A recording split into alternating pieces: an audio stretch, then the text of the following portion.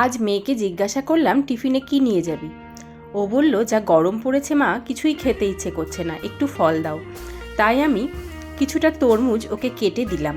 লম্বা লম্বা করে তরমুজগুলো কেটে দিয়েছি, আর নিচের দিকে আমি খোসাটা রেখে দিয়েছি যাতে ওই খোসার অংশটা হাতে ধরে খেতে পারে। যা গরম পড়েছে তাতে আমরা বড়রাই কিছু খেতে পাচ্ছি না, আর বাচ্চাদের তো সবসময় বাড়ির বাইরেই থাকতে হয়, ওরা তো আরোই কিছু খেতে পারছে না।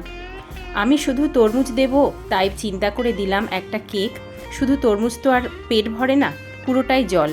একটা ব্রিটানিয়া কেক দিয়ে দিলাম, আর দিয়ে দিলাম 1 মুঠো রোস্টেড আমন্ড আর একটা ফ্রুটি। বাস এই ছিল আজকের সিম্পল টিফিন বক্স।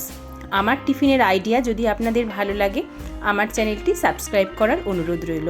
সকলে ভালো থাকবেন, এই গরমে সকলে সুস্থ থাকবেন, সবাই বেশি বেশি করে জল খাবেন আর নিজেদের সাবধানতা অবলম্বন করে চলবেন। ধন্যবাদ।